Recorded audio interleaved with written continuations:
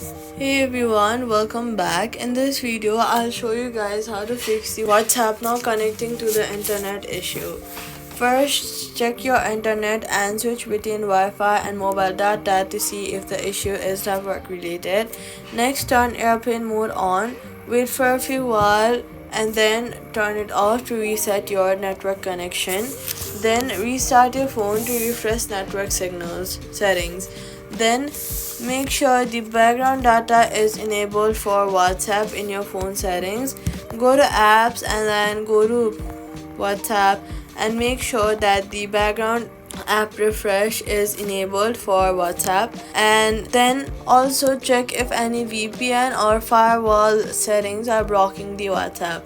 If the problem continues, reset your network settings on your device. That's how you fix the WhatsApp not connecting to the internet issue. If you found this helpful, do not forget to like, subscribe, and hit the notification bell for more helpful tutorials.